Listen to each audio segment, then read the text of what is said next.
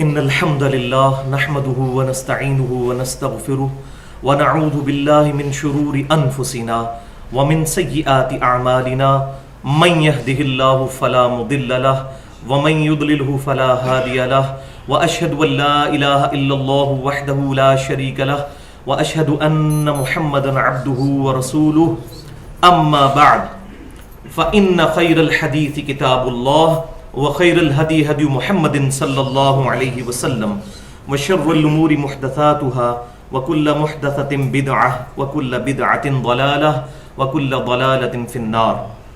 أعوذ بالله السميع العليم من الشيطان الرجيم من همزه ونفخه ونفثه. بسم الله الرحمن الرحيم. رب اشرح لي صدري ويسر لي أمري واحلل عقدة من لساني يفقهوا قولي. بسم الله الرحمن الرحيم. إن الله وملائكته يصلون على النبي يا أيها الذين آمنوا صلوا عليه وسلموا تسليما. اللهم صل على محمد وعلى آل محمد كما صليت على إبراهيم وعلى آل إبراهيم إنك حميد مجيد. اللهم بارك على محمد وعلى آل محمد كما باركت على إبراهيم وعلى آل إبراهيم إنك حميد مجيد. الحمدللہ آج 17 اور 18 ذوالحجہ 1433 ہجری کی درمیانی رات 3 نومبر 2012 اور ہفتے کا دن ہے. جیسا کہ آپ کو معلوم ہے کہ محرم الحرام کی آمد ہے اور محرم کا مہینہ ہی وہ مہینہ ہے جس میں اسلامی تاریخ کے 2 عظیم حادثات واقع ہوئے، بہت بڑی ٹریجڈیز جنہوں نے اسلام کی تاریخ کا رخ بدل کر رکھ دیا. ان میں سے پہلا حادثہ سیدنا امیر المؤمنین فاتح ایران اور روم خلیفہ راشد عمر ابن خطاب رضی اللہ تعالی عنہ کی شہادت ہے. 28 ذوالحجہ 23 ہجری کو آپ رضی اللہ تعالی عنہ، صحیح بخاری میں ملتا ہے ڈیٹیل کے ساتھ، نماز فجر پڑھا رہے تھے. اسی دوران ایک مجوسی غلام ابو لولو فیروز نے آپ پر حملہ کیا جس کی وجہ سے آپ کی انتڑیاں کٹ گئیں، اور اسی زخم کے ساتھ آپ رضی اللہ تعالی عنہ 1 محرم 24 ہجری میں جام شہادت نوش فرما گئے. اور صحیح بخاری میں موجود ہے کہ سیدنا عمر یہ دعا کیا کرتے تھے، اے اللہ مجھے مدینے میں موت دینا اور شہادت کی موت دینا. اور اللہ تعالیٰ نے ان کی دونوں دعائیں قبول فرمائی. مدینے میں موت بھی ملی کیونکہ صحیح مسلم میں موجود ہے حدیث فضائل مدینہ والے چیپٹر میں کہ مدینے میں موت مانگو، جسے مدینے میں موت آئے گی اور مدینے کے مصائب پہ جو صبر کرنے والا ہوگا قیامت والے دن میں اس کا شفیع بنوں گا. آپ صلی اللہ علیہ وسلم نے یہ خوشخبری سنائی. اور آپ رضی اللہ تعالیٰ عنہ کی شہادت اسلام کا سب سے بڑا اور پہلا فتنہ. صحیح بخاری اور مسلم کی متفق علیہ حدیث ہے کہ میری امت اور فتنوں کے درمیان ایک دروازہ ہے، جب وہ دروازہ توڑ دیا جائے گا تو میری امت پہ فتنے شروع ہو جائیں گے، اور وہ دروازہ عمر ہے رضی اللہ تعالیٰ. اور سیدنا عمر کی شہادت 1 محرم 24 ہجری کے بعد ایک فتنوں کا سلسلہ شروع ہوا. اسی کی ایک کڑی سیدنا عثمان ابن عفان رضی اللہ تعالیٰ عنہ کی شہادت، پھر سیدنا علی کرم اللہ وجہ الکریم کی شہادت، اور پھر یہ فتنے چلتے چلتے اپنے ایپیکس کو پہنچے جب اسلامی تاریخ کا دوسرا بڑا حادثہ،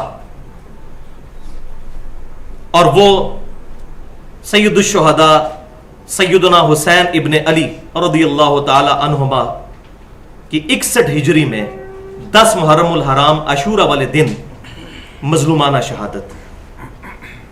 تو یہ 2 بڑے سانحے، یعنی شہادت عمر سب سے بڑا سانحہ جس سے فتنوں کا آغاز ہوا، ٹریجڈیز کا آغاز ہوا، اور پھر اس کا ایپیکس سیدنا حسین رضی اللہ تعالی عنہ کی شہادت. اور وہ شہادت بھی ہے کہ جس کی خوشخبری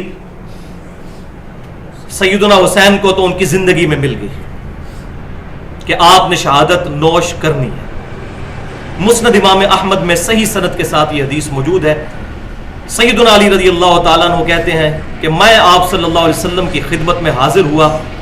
آپ صلی اللہ علیہ وسلم نے سیدنا حسین کو اپنی گود میں اٹھایا ہوا تھا اور چشمان کرم سے زار و قطار آنسو رواں تھے. میں نے پوچھا اے اللہ کے رسول صلی اللہ علیہ وسلم، میرے ماں باپ آپ پر قربان، آپ کو کس نے غمناک کر دیا؟ تو آپ صلی اللہ علیہ وسلم نے فرمایا کہ ابھی ابھی میرے پاس جبرائیل علیہ السلام آئے اور انہوں نے مجھے یہ خبر دی کہ آپ اس بچے سے جو اتنا پیار کر رہے ہیں، آپ کی امت فرات کے کنارے اس کو شہید کر دے گی. اور پھر انہوں نے یوں ہاتھ مارا اور کربلا کی سرخ مٹی بھی مجھے لا کر دکھائی. تو یہ محرم الحرام کا مہینہ اسلام کا قربانیوں کا آغاز ہے، اور آخری مہینہ ذوالحجہ کا وہ بھی سیدنا ابراہیم علیہ السلام کی قربانی کی یاد ہے. قربانیاں ہی قربانیاں ہیں اس دین کے اندر.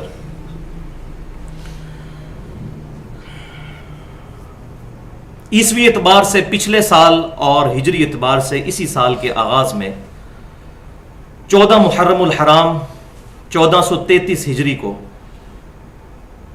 10 دسمبر 2011 والے دن میں نے ایک ایکسکلوسیو لیکچر دیا تھا شہادت حسین کے اوپر رضی اللہ تعالیٰ عنہ، جس کو اب میں نے مسئلہ نمبر 61 کا نام دے دیا ہے، حسینیت اور یزیدیت کا تحقیقی جائزہ.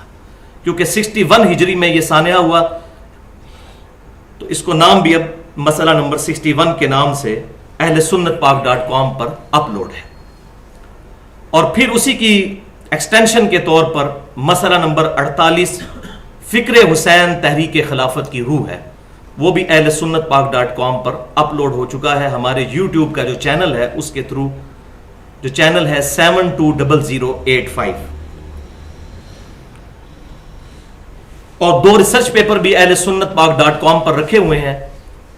ریسرچ پیپر نمبر 5A رافضیت، ناسبیت اور یزیدیت کا تحقیقی جائزہ، اور ریسرچ پیپر نمبر 5B واقعہ کربلا کی اسلامی تاریخ 40 صحیح الاسناد احادیث کی روشنی میں، جو اہل سنت کی کتابوں میں سے ہیں، جن میں سے اکثر احادیث صحیح بخاری اور صحیح مسلم اور باقی مستند کتابوں سے ہیں.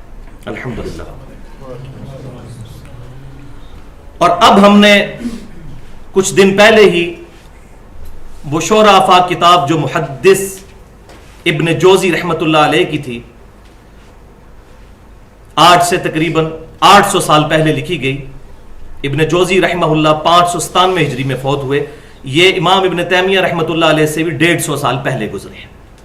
اور اس کتاب پر امام ابن تیمیہ رحمت اللہ علیہ اور ان کے شاگرد حافظ ابن کثیر رحمت اللہ علیہ اور دوسرے شاگرد حافظ ذہبی رحمت اللہ علیہ نے بہت خوبصورت کلمات اپنی کتابوں میں لکھے ہیں کہ واقعی یہ کتاب ہے جو پڑھنے کے لائق ہے، اور ناسبیوں اور یزیدیوں کا صحیح رد کیا. کیونکہ اس زمانے میں ایک یزیدی تھا جس نے کتاب لکھی تھی عبد المغیث نامی، تو اس کتاب کا رد کیا تھا ابن جوزی نے. عربی میں کتاب لکھی، اس کا ترجمہ الحمدللہ اردو میں آ چکا ہے. وہ ہم نے اپنی ویب سائٹ پر بکس اینڈ ریسرچ پیپرز والا جو حصہ ہے اہل سنت پاک.com اس پر اپلوڈ کر دیا ہے.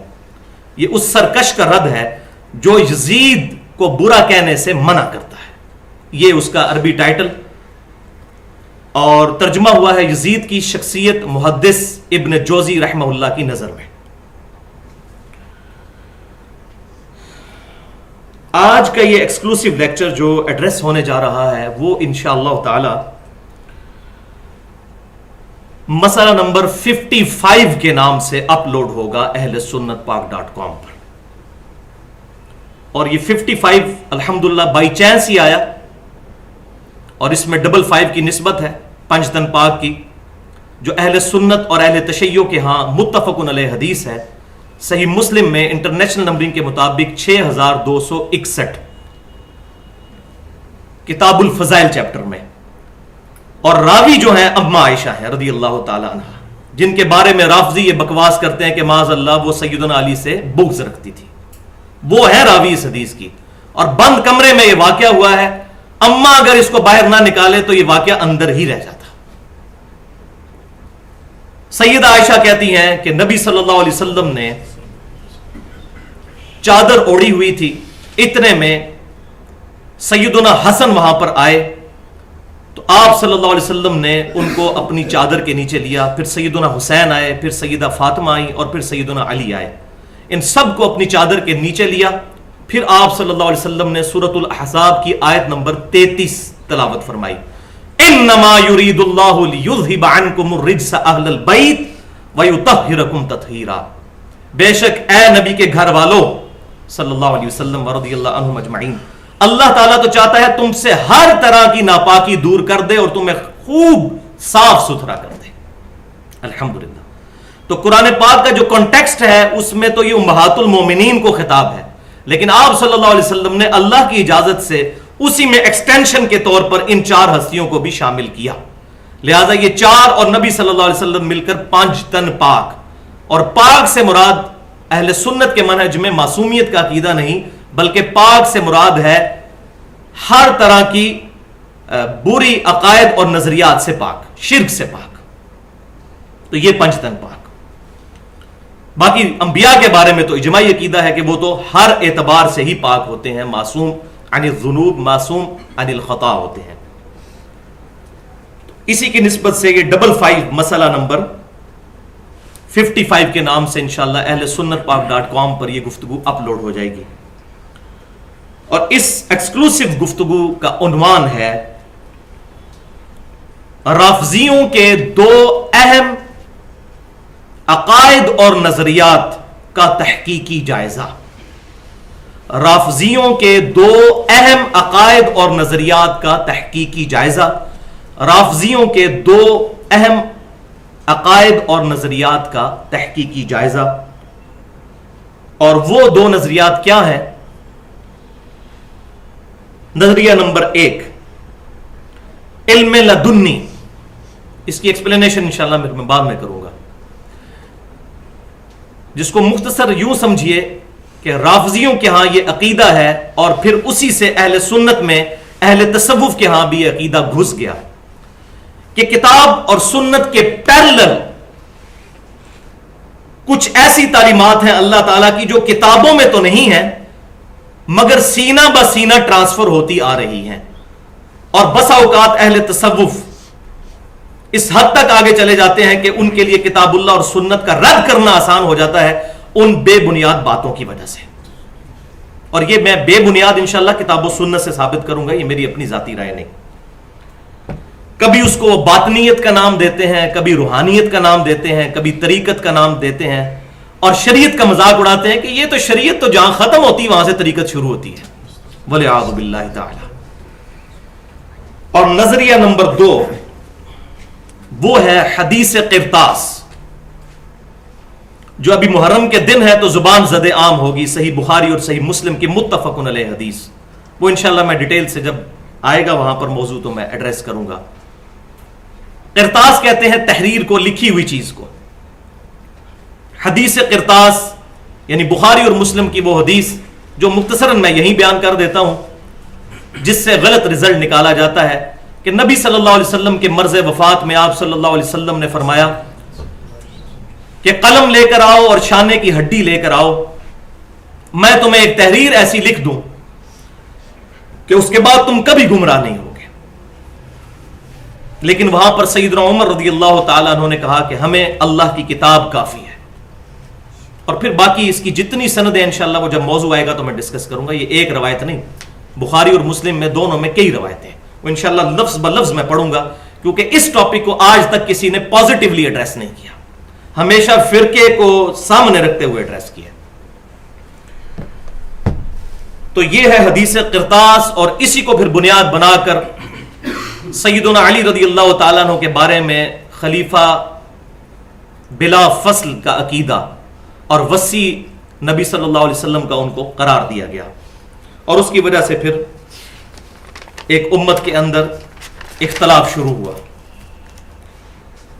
تو آج کا جو لیکچر ہے یہ کل 3 حصوں پر مشتمل ہے.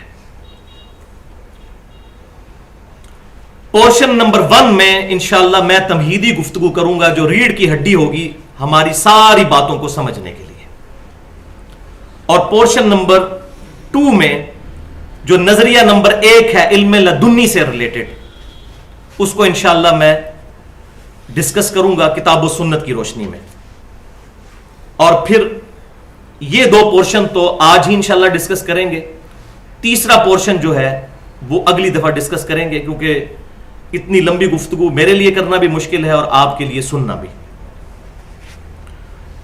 اور وہ تیسرا پورشن اگلی دفعہ ڈسکس ہوگا حدیث قرطاس اور خلافت اور وصی رسول کے حوالے سے انشاءاللہ۔ لیکن وہ گفتگو بھی اس پر ڈیپینڈنٹ ہے جو آج کی تمہیدی گفتگو اور نظریہ نمبر 1 ہے۔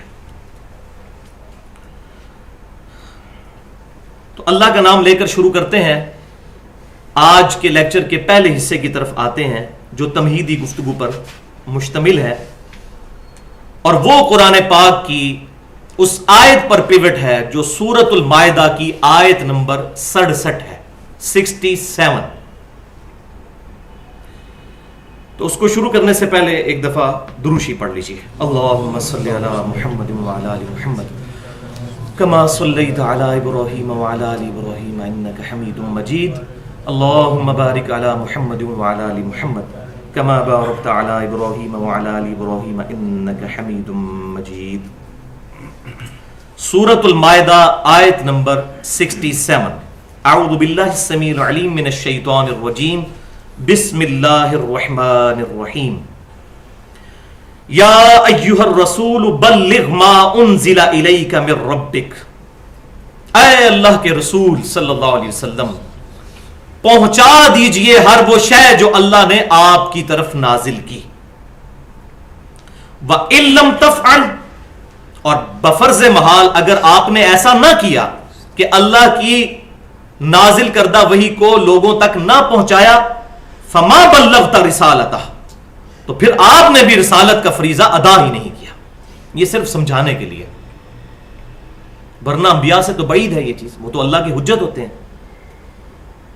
وَاللَّهُ يَعْصِمُكَ مِنَ النَّاسِ، اور اللہ تعالیٰ آپ کو لوگوں کے شر سے بچائے گا، لوگوں کی پرواہ نہیں کرنی، حق بات آپ نے لوگوں تک پہنچانی ہے، اور اس میں ٹینشن بھی نہیں لینی کہ کوئی حق قبول کیوں نہیں کرتا۔ ان اللہ لا یہدی القوم الکافرین، بے شک اللہ تعالیٰ ہدایت نہیں دیتا اس قوم کو جس نے جان بوجھ کر کفر اڈاپٹ کر لیا ہے، جس کو آپ مثال سے سمجھیں کہ جو سویا ہوا ہے اس کو تو آپ جگا سکتے ہیں، لیکن جو آنکھیں بند کر کے لیٹا ہوا ہے وہ تو پہلے ہی جاگ رہا ہے، اس کو کوئی نہیں جگا سکتا، اس کی نیت ہی نہیں اٹھنے کی۔ تو اس میں جو یہ حکم آیا کہ جو اللہ کی طرف سے نازل ہوا یہ آپ پہنچا دیجئے لوگوں تک، اس سے مراد کیا ہے؟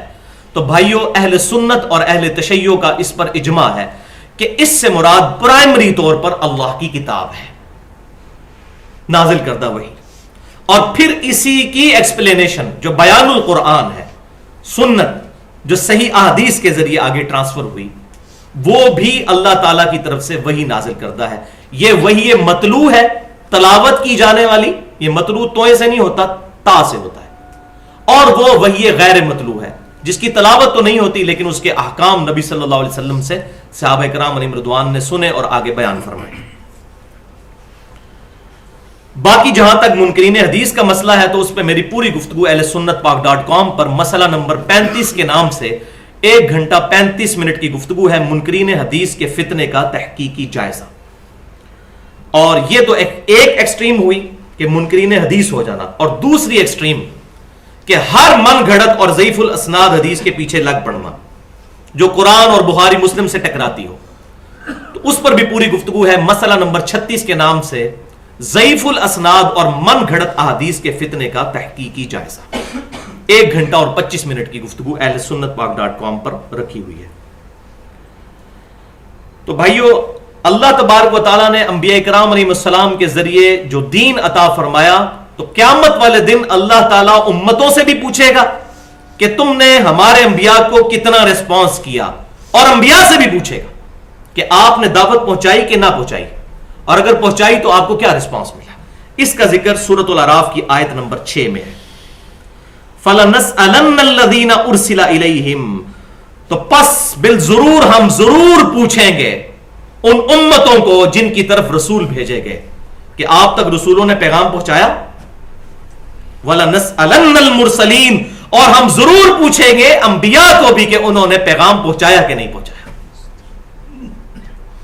اللہ تبارک و تعالی اپنی توحید کے معاملے میں بہت حیا فرمانے والا ہے، کوئی کمپرومائزنگ ایٹیچیوڈ نہیں ہے۔ تو بھائیو، جہاں تک ہمارے امام کائنات سید الاولین والآخرین شفیع المذنبین رحمت للعالمین سیدنا و مولانا امام اعظم محمد الرسول اللہ صلی اللہ علیہ وسلم کی مبارک ذات کا تعلق ہے، تو اللہ تعالیٰ نے اس کتاب میں کیٹاگوریکل مینشن کیا کہ آپ نے رسالت کا حق ادا کر دیا، اور وہ ہے سورہ التکویر کی آیت نمبر 24، وَمَا هُوَ عَلَى الْغَيْبِ بِضَنِينٍ، اور ہمارے محبوب صلی اللہ علیہ وسلم غیب کی خبریں دینے میں کنجوس نہیں ہے، جو اللہ کی طرف سے غیبی خبریں آئیں امت تک پہنچا دی۔ الحمدللہ۔ علم غیب کا جہاں تک تعلق ہے تو اس پر میری اہل سنت پاک.com پر مسئلہ نمبر 6 کے نام سے 50 منٹ کی گفتگو رکھی ہے، جس میں افراط و تفرید سے بچ کر حق بات امت تک پہنچانے کی کوشش کی گئی ہے، اور قرآن پاک کی بعض آیات سے الہام کی بنیاد لیتے ہوئے، جیسا کہ سیدہ جو مریم تھی ان پر جو اللہ تعالیٰ کی طرف سے الہام ہوا، یا سیدنا موسیٰ علیہ السلام کی والدہ پر جو الہام ہوا، اس کی وجہ سے بعض لوگ اس امت میں بھی کشف اور الہام کو کنٹینیو مانتے ہیں، تو ان کے رد پر میری ایکسکلوسیو گفتگو ہے مسئلہ نمبر 40 کے نام سے اہل سنت پاک.com پر 25 منٹ کی، ختم نبوت کی حقانیت اور کشف اور الہام کی حقیقت۔ میں نے اس میں قرآن و سنت سے ثابت کیا ہے کہ کشف کا عقیدہ اس امت میں ماننا ختم نبوت کے منافی ہے، لیکن آج محل نہیں اس کو بیان کرنے کا، لہذا ان واضح آیات کی روشنی میں ایک بات بالکل ایکسکلوسیولی ہمارے سامنے آئی، اور الحمدللہ اس پر اہل سنت اور اہل تشیع کا اجماع ہے کہ جس کا بھی یہ عقیدہ ہے کہ نبی صلی اللہ علیہ وسلم نے امت تک مکمل دین نہیں پہنچایا، وہ پکا کافر ہے۔ اور اسی میں امپلائڈ ہے کہ اگر کوئی یہ کہے کہ آپ صلی اللہ علیہ وسلم نے دین کا کچھ حصہ جو ہے وہ خاص لوگوں کو بتایا اور کچھ جو ہے وہ عام لوگوں کو، یہ اس میں امپلائڈ ہے، شامل، اور وہ انشاءاللہ حدیث سے بھی میں ثابت کروں گا۔ اب سورۃ المائدہ کی آیت نمبر 67 کی تفسیر میں 5 صحیح الاسناد احادیث انشاءاللہ میں بیان کروں گا، تاکہ معاملہ جو ہے یہ تمہیدی گفتگو کا کھل کر سامنے آئے۔ حدیث نمبر 1 صحیح بخاری اور صحیح مسلم کی متفق علیہ حدیث ہے، اور صحیح بخاری میں کتاب التفسیر میں اسی آیت سورۃ المائدہ آیت نمبر 67 کی تفسیر میں امام بخاری اس کو لے کر آئے کہ اما عائشہ رضی اللہ تعالی عنہا فرماتی ہیں کہ جس کسی نے یہ کہا کہ نبی صلی اللہ علیہ وسلم نے اللہ تعالیٰ کی طرف سے نازل کردہ وحی کا کچھ حصہ چھپا لیا اور کچھ ظاہر کر دیا، وہ کذاب ہے، وہ جھوٹا ہے، وہ اللہ پر جھوٹ باندھنے والا ہے۔ اور یہ تو اما عائشہ کی شرافت تھی کہ انہوں نے اس پر اکتفا کیا کہ کذاب کہا، اصل میں تو وہ کافر ہے، اور واقعی اللہ تعالیٰ پر جو جان بوجھ کر جھوٹ باندھے گا وہ کافر ہی ہے۔ غلام احمد قادیانی نے اللہ تعالیٰ پر جھوٹ باندھا نا کہ مجھے پیغمبر بنایا گیا، تو اس لیے کافر ٹھہرا۔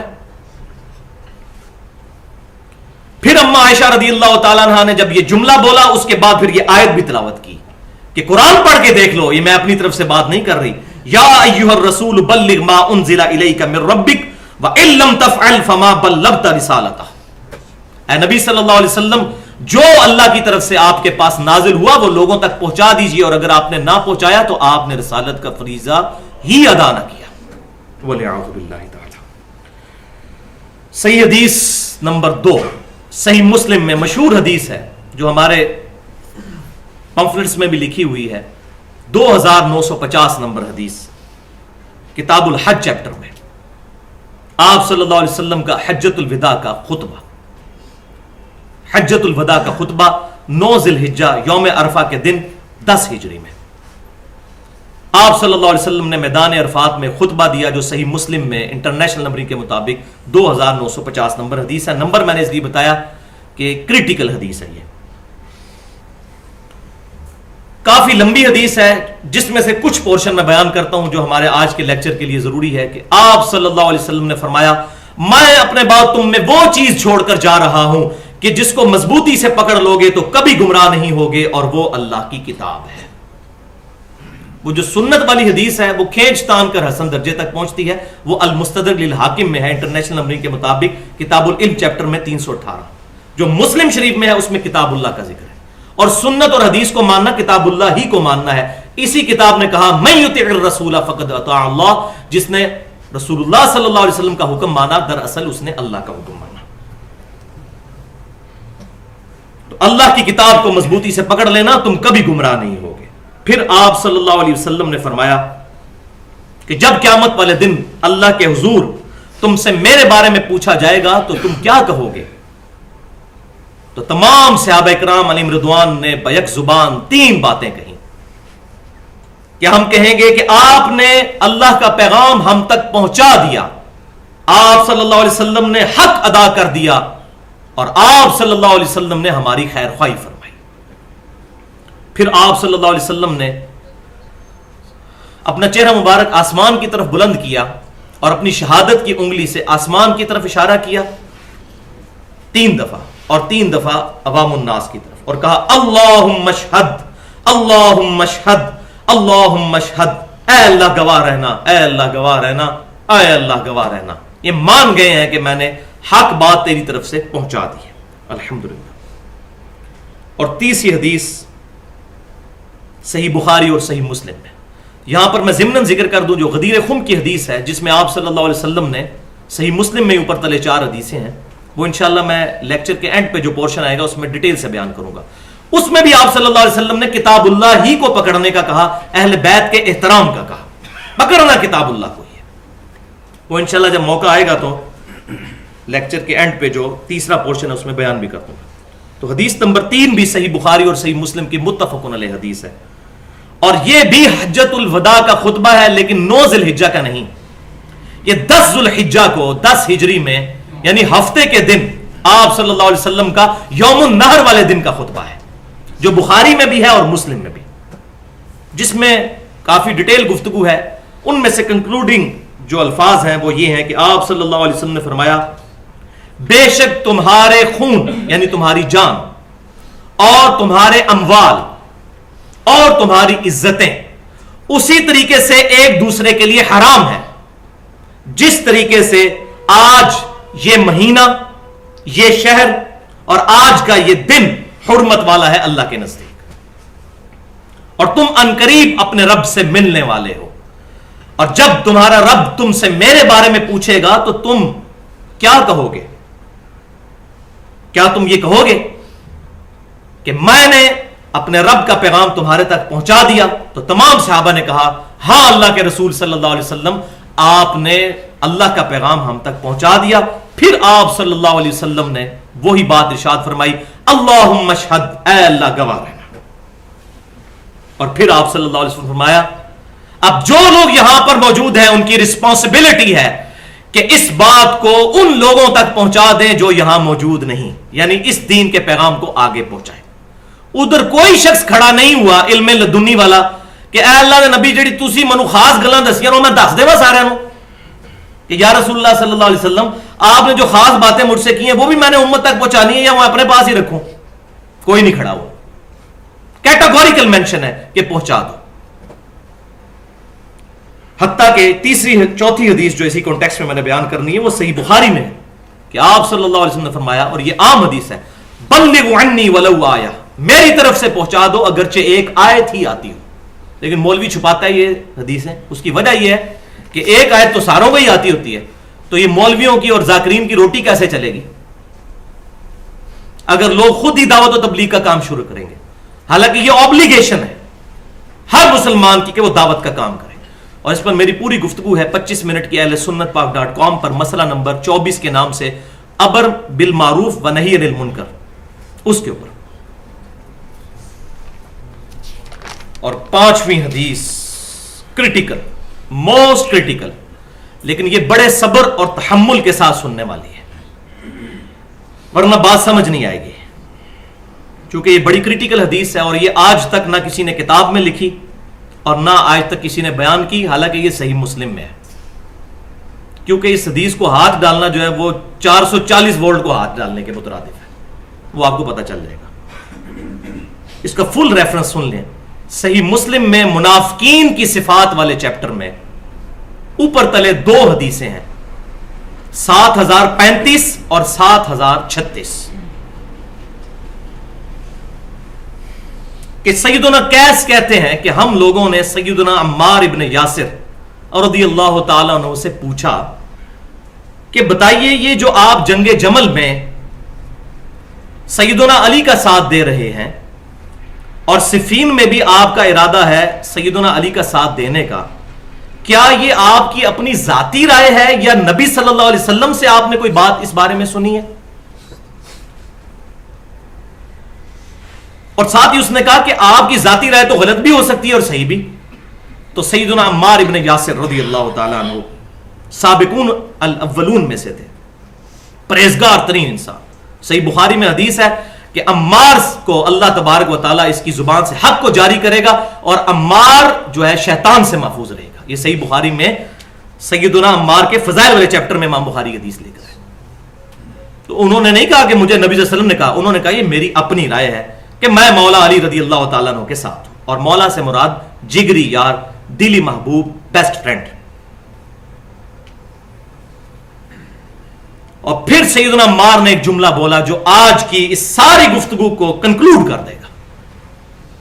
انہوں نے کہا کہ اللہ کے نبی صلی اللہ علیہ وسلم نے ہم سے کوئی ایسی بات کبھی ارشاد نہیں فرمائی جو آپ نے باقی سارے عوام الناس سے بیان نہ فرمائی ہو۔ دیکھ، البتہ ایک چیز ایسی ہے جو سیدنا حذیفہ ابن یمان بیان کرتے ہیں کہ آپ صلی اللہ علیہ وسلم نے ان کو یہ بات فرمائی ہے، اور اس کا تعلق بھی ہمارے دین کے ساتھ نہیں ہے، نہ قیامت تک کے لیے کسی کی اصلاح کے ساتھ تعلق ہے، وہ آپ صلی اللہ علیہ وسلم کا ایک راز، اور وہ آپ صلی اللہ علیہ وسلم نے فرمایا۔ اسی حدیث میں ہے، سیدنا عمار کہتے ہیں کہ ہمیں حذیفہ نے یہ بتایا کہ آپ صلی اللہ علیہ وسلم نے فرمایا کہ میرے صحابہ میں 12 منافق ہیں، جن میں سے 8 کو ایک پھوڑا نکلے گا، اور آپ کا ایسا پھوڑا قیامت والے دن کہ وہ کمر سے نکل کر آگے تک ان کا سینہ چیر دے گا، اور وہ کبھی بھی جنت میں داخل نہیں ہوں گے یہاں تک کہ اونٹ جو ہے سوئی کے ناکے سے گزر جائے۔ یہ عرب کا محاورہ تھا، اور یہ کافروں کے بارے میں یہی محاورہ سورۃ الاعراف کی 40 نمبر آیت میں بھی آیا ہے کہ یہ کافر اور منافق کبھی جنت میں داخل ہو ہی نہیں سکتے یہاں تک کہ اونٹ سوئی کے ناکے میں سے گزر جائے۔ یہ محال چیز بیان کی گئی، اللہ کے لیے تو ناممکن نہیں ہے یہ، لیکن ہمارے اعتبار سے سمجھانے کے لیے عرب کی یہ ایک کہاوت بولی جاتی تھی۔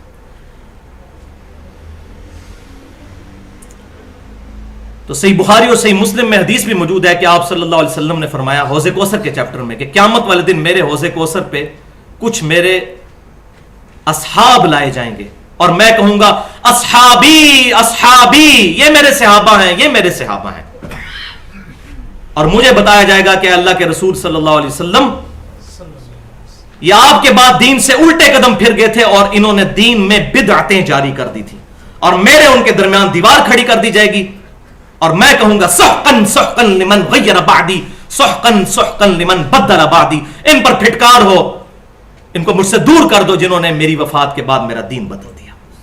وَلِعَاذُ بِاللَّهِ تعالی۔ بڑا نازک معاملہ ہے بھائیو، بڑا نازک معاملہ ہے، ہم تو شاید کوئی نہیں ہے، اور اس پر میری ڈیٹیل گفتگو ہے 40 منٹ کی اہل سنت پاک .com پر، مسئلہ نمبر 34 کے نام سے، منافق کی نشانیاں، منافقت کی تعریف اور اس کا علاج۔ اس میں نے ڈیٹیل کے ساتھ گفتگو کی ہے، لیکن یہاں یہ بات سمجھ لیجئے، معاذ اللہ عمار ابن یاسر رضی اللہ تعالیٰ عنہ کے کہنے کا مطلب ہرگز یہ نہیں تھا کہ سیدہ عائشہ یا سیدنا طلحہ یا سیدنا زبیر یا ایون حضرت معاویہ رضی اللہ عنہم اجمعین وہ منافق ہیں، ورنہ تو وہ نام لے دیتے۔ انہوں نے کانٹیکسٹ ہی کوئی اور بیان کیا ہے، انہوں نے کہا کہ منافقین کے نام بتائے تھے، بس وہ ایک بات ہے جو سیدنا حذیفہ بن یمان کو بتائی، باقی آپ نے عوام الناس کو ساری باتیں بتائی۔ البتہ یہ ضرور ہے کہ اہل سنت اور اہل تشیع کا اس پر اجماع ہے، اور یہ 14ویں صدی میں سعودی عرب کی تنخواہوں پر پلنے والے چند ناسبی مولویوں نے اس کو کنٹراورشل بنایا، ورنہ تو یہ کبھی کنٹراورشل چیز رہی نہیں ہے۔ یہ اجماعی عقیدہ ہے کہ آپ صلی اللہ علیہ وسلم نے فرمایا، سن نبی داؤد میں صحیح سند کے ساتھ ہے، سن ابن ماجہ میں اور جامعہ ترمذی میں، علیکم بسنتی و سنت الخلفاء الراشدین المہدیین، تم پر میری سنت اور میرے خلفائے راشدین کی سنت لازم ہے۔ اور یہ حدیث شروع یہاں سے ہوتی ہے، تم میرے بعد بہت اختلاف دیکھو گے، تو میری اور میرے خلفائے راشدین کی سنت کو پکڑ لینا.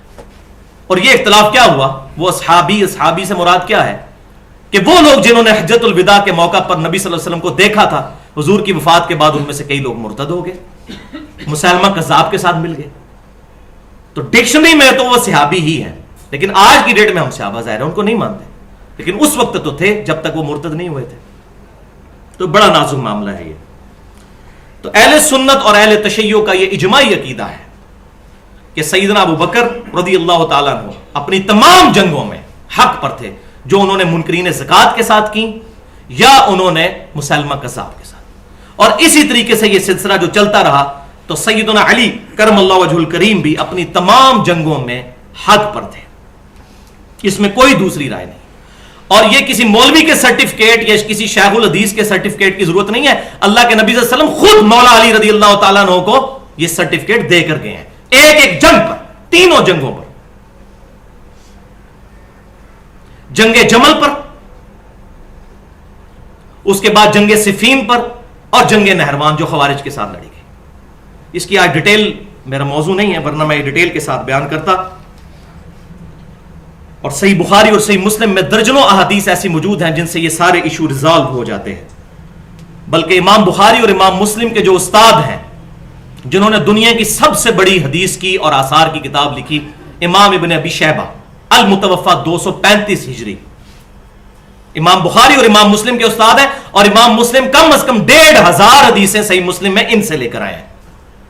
انہوں نے 38,000 احادیث اور آثار کا مجموعہ مصنف ابن ابی شیبہ جمع فرمایا. اس میں انہوں نے آخری چیپٹر باندھا ہے کتاب الجمل، کتاب الفتن کے بعد کتاب الجمل، کیونکہ جمل سے یہ سارے فتنے شروع ہوئے. اور اس میں 3 باب باندھے ہیں، باب الجمل، باب الصفین، اور تیسرا باب جو ہے نہروان کی جنگ پر جو خوارج کے خلاف لڑی گئی. جنگ جمل جو سیدہ عائشہ اور مولا علی رضی اللہ تعالیٰ عنہ کے درمیان ہوئی، اس پہ وہ 80 احادیث لے کر آئے ہیں، اور اللہ کرے اس کا ترجمہ ہونے کے قریب ہے. ابھی یہ سارے ناسبی و جزیدی جو ہے نا، یہ نکل نہیں سکیں گے اپنے گھروں سے جب یہ ترجمہ لوگوں کے ہاتھ میں آ جائے گا. اور دوسرا ہے جنگ صفین پر 44 احادیث لے کر آئے، اور جنگ نہروان پر 62، اور یہ کل ملا کر 186 احادیث وہ لے کر آئے ہیں ان تینوں پر. اور یہ بات یاد رکھیے، امت میں امام ہے سیدنا علی رضی اللہ تعالیٰ عنہ اس معاملے میں کہ اگر مسلمانوں میں باغی امت کوئی پیدا ہو جائے یا گروہ، اس کے ساتھ ڈیلنگ کیسے کرنی ہے. اسی لیے محدثین نے پورے چیپٹر باندھے اسی چیز کو بتانے کے لیے کہ مولا علی رضی اللہ تعالیٰ عنہ کے فیصلوں سے ڈیڈکٹ کیا جائے کہ باغیوں کے ساتھ کس طرح حکومت پیش آئے. اور بالکل اس کے اپوزٹ، اگر حکومت باغی ہو جائے اور غلط راستہ اختیار کر لے تو اس کے ساتھ کس طرح پیش آنا ہے. اس میں سیدنا حسین رضی اللہ تعالیٰ عنہ امت کے لیے ضرب المثل ہے الحمدللہ. اور اسی پر میرے وہ 2 لیکچر ہیں جو میں پہلے بھی ذکر کر چکا، دوبارہ کر دوں. مسئلہ نمبر 61 کے نام سے 2 گھنٹہ اور 20 منٹ کی ایکسپلوسیو گفتگو، حسینیت اور یزیدیت کا تحقیقی جائزہ. اور دوسرا مسئلہ نمبر 48 فکر حسین تحریک خلافت کی روح ہے. اور 2 ریسرچ پیپر اہل سنت پاک.com پر 5A رافضیت، ناسبیت اور یزیدیت کا تحقیقی جائزہ، اور 5B واقعہ کربلا کی اسلامی تاریخ، صحیح الاسناد احادیث اہل سنت کے ہاں جو ہے اس کی روشنی میں الحمدللہ. تو جس کو زیادہ جو ہے انٹرسٹ ہو تو وہ اس کو سن سکتا ہے اور وہ پڑھ سکتا ہے. لہٰذا سابقون الاولون میں سے سیدنا عمار ابن یاسر رضی اللہ تعالیٰ عنہ نے کیٹاگوریکلی یہ ڈیسیژن دے دیا کہ نبی صلی اللہ علیہ وسلم نے عوام الناس سے جو باتیں کی وہی ہمیں بتائیں، کو خاص باتیں نہیں سوائے وہ منافقین والا. لہذا یہ بات بالکل طے ہو گئی کہ دین کا کوئی بھی حکم یا مسئلہ کتاب و سنت سے باہر نہیں ہے، اور اجماع اور اجتہاد کو ماننا کتاب و سنت ہی کو ماننا ہے. اس پہ میری پوری گفتگو ہے الگ سے. مسئلہ نمبر 31 کے نام سے اجماع کی حجیت اور اس کی 17 مثالیں، تقریباً 40 سے 50 منٹ کی گفتگو ہے. اس میں نے یہ ساری بات، اور جو اہل سنت پر اصحاب الحدیث پر ایلیگیشن لگایا جاتا ہے کہ اجماع اجتہاد کو نہیں مانتے، وہ میں نے الحمدللہ اس میں بتایا کہ جھوٹا الزام ہے. تو الحمدللہ سارے کا سارا دین کتاب و سنت میں موجود ہے، سوائے وہ منافقین کے نام جو حذیفہ بن یمان کو بتایا. چلے اب میں چلتے چلتے آپ کو بتا ہی دیتا ہوں کہ وہ وجہ کیا تھی. اصل میں جب غزوہ تبوک سے سیدنا حذیفہ بن یمان نبی صلی اللہ علیہ وسلم کے ساتھ آگے آگے اونٹ کی مہار پکڑتے ہوئے چل رہے تھے تو ایک تنگ گھاٹی ایسی تھی کہ جس میں سے صرف ایک بندہ ہی گزر سکتا تھا 2 پہاڑوں کے درمیان. تو نبی صلی اللہ علیہ وسلم وہاں سے گزر رہے تھے. تو منافقین نے یہ پلان کیا کہ آپ صلی اللہ علیہ وسلم چونکہ اس وقت اکیلے ہوں گے تو آپ پر یک بار ہی ٹوٹ پڑے اور آپ کو شہید کر دیں. حذیفہ بن یمان جو ہے نبی صلی اللہ علیہ وسلم کے آگے آگے چل رہے تھے, اور جب منافقین نے حملہ کیا تو حذیفہ بن یمان رضی اللہ تعالی عنہ نے اپنی جان پر کھیل کر نبی صلی اللہ علیہ وسلم کی حفاظت فرمائی. اس وقت حضور اتنے خوش ہوئے کہ آپ صلی اللہ علیہ وسلم نے فرمایا کہ میں تمہیں بتا دوں یہ نقاب پوش جو آئے تھے یہ منافق کون کون سے تھے, تمہیں میں اپنا راز بتا دیتا ہوں. ایک ایک کا نام حضور نے ان کو بتا دیا اور کہا کہ یہ میرا راز اپنے سینے میں رکھنا ہے. تو وہ بتاتے کسی کو نہیں تھے. یہ تو بعد کے صوفیاء کے دعوے ہیں جو کہہ دیتے ہیں جی ہم بتا دیتے ہیں کون جنت میں ہے کون دوزخ میں ہے. صحابہ کرام کو بھی نہیں پتا تھا کون منافق ہے اور کون مومن ہے. حذیفہ بن یمان کو نام بتائے تھے. اللہ اکبر کبیرہ الحمدللہ کثیرا. تو یہ ہماری تمہیدی گفتگو مکمل ہوئی. اب انشاءاللہ دوسرے پورشن کی طرف آئیں گے اور تیسرا پورشن انشاءاللہ پھر اگلی دفعہ ڈسکس کریں گے. ایک دفعہ دروشی پڑھ لیجئے. اللہم صلی علی محمد وعلی آل محمد کما صلیت علی ابراہیم وعلی آل ابراہیم انک حمید مجید. اللہم بارک علی محمد وعلی آل محمد کما بارکت علی ابراہیم وعلی آل ابراہیم انک حمید مجید. تو بھائیو پورشن نمبر 2 یعنی رافضیوں میں جو نظریہ نمبر 1 آیا علم لدنی کا. اب رافضی کو بھی سمجھ لیجئے یہ ٹرم کیا ہے. رافضی ضاد ہے عربی میں رافضی. اصل میں جب سیدنا علی کے ساتھ لوگ شامل تھے صحابہ اکرام علیہم رضوان وہ شیعان علی کہلاتے تھے, علی کے گروہ کے لوگ. الحمدللہ ہم بھی شیعان علی ہیں پولیٹیکلی, عقیدے میں منہج میں مسلمان اور اہل سنت پولیٹیکلی. تو Shia was a political wing of Muslims. یہ کوئی سیکٹ اور فرقہ نہیں تھا انیشلی. اور ہم اگر شیعہ بھی ہیں تو عمار ابن یاسر والے, مالک اشتر والے نہیں. صحیح بخاری میں حدیث موجود ہے سیدنا عمار بن یاسر نے بصرہ کے منبر پر خطبہ دیا. سیدنا حسن اوپر والی سیڑھی پہ تھے وہ خود نیچے, اور کہا کہ اے لوگو عائشہ رضی اللہ تعالی عنہا آ رہی ہیں بصرے کی طرف سے. کوفے کے منبر پہ دیا. بے شک وہ دنیا اور آخرت میں تمہارے نبی کی بیوی ہیں. دنیا اور آخرت میں عزت اپنی جگہ رکھی, بدتمیزی نہیں کی. لیکن اللہ نے تمہیں آزمایا ہے کہ تم اللہ کی اطاعت کرتے ہو یا عائشہ کی اطاعت کرتے ہو. اللہ کی اطاعت کیوں؟ کہ امیر المومنین کی اطاعت دراصل اللہ اس کے رسول کیا تھا. سورۃ النساء کے تحت یا ایھا الذین آمنوا اطیعوا اللہ واطیعوا الرسول واولی الامر منکم, اس کے تحت. اسی کے کانٹیکسٹ میں میری وہ ایکسکلوسیو گفتگو ہے مسئلہ تقلید اور پہلے 300 سال کے مسلمان 25 منٹ کے اہل سنت پاک.com پر مسئلہ نمبر 11 کے نام سے. تو احترام انہوں نے نہیں چھوڑا, کہا دنیا اور آخرت میں بیوی ہیں, لیکن یہاں ان کو غلطی لگی ہے. اور وہ مجھے موقع نہیں, ورنہ میں وہ ساری احادیث بھی بتاتا. یہ انہوں نے اپنی طرف سے نہیں کہا, نبی صلی اللہ علیہ وسلم نے پہلے ہی پیشن گوئیاں فرمائی تھی. لیکن وقت کے ساتھ جب ملوکیت نے پنجے گاڑنے شروع کیے اور پھر بنو امیہ کے حکمرانوں نے اور گورنروں نے ممبروں پر سیدنا علی کو گالی گلوچ اور برا کہنا اور لان تان شروع کیا, اور یہ معاملہ ایکسٹریم کو جب پہنچا تو دوسری طرف بھی اس کا ایکسٹریم رزلٹ نکلا کہ جو شیعان علی تھے انہوں نے معاذ اللہ استغفر اللہ اپنی نفرت مٹانے کے لیے سیدنا ابوبکر عمر اور سیدہ عائشہ اور طلحہ اور زبیر رضی اللہ عنہم اجمعین کو بھی گالیاں دینی شروع کر دی. والعیاذ باللہ تعالی. حالانکہ اہل بیت کے ائمہ رحمہم اللہ اجمعین اس میں حصہ نہیں بنے. اور میں آج اس ویڈیو کی وساطت سے چیلنج کرتا ہوں دنیا کے تمام اس وقت کے اہل تشیع کو جو اکثر رافضی بن چکے ہیں کہ اپنے اصول محدثین پر مجھے ایک روایت صحیح دکھا دیں کہ ائمہ اہل بیت رضی اللہ عنہم اجمعین رحمہم اللہ اجمعین علیہم السلام, یہ تینوں درست ہیں, انہوں نے کبھی کسی صحابی کو گالی دی ہو ممبروں پر. نیور. غلطی پوائنٹ آؤٹ کرنا الگ چیز ہے, ہم بھی کرتے ہیں کہ سیدنا معاویہ کی جو غلطیاں ہیں وہ آج تک امت بھگت رہی ہے ملوکیت کی شکل میں, ہم بھی بیان کرتے ہیں. لیکن کیا اس کی بنیاد پر ان کو کافر کہنا شروع کر دیا جائے؟ یا معاذ اللہ استغفر اللہ ان کو دوستی کہنا شروع کر دیا جائے یا منافق کہنا شروع کر دیا جائے. یہ تعلیمات سیدنا علی اور ان کے ماننے والوں کی نہیں ہے. احترام کا دامن ہاتھ سے نہیں جانا چاہیے.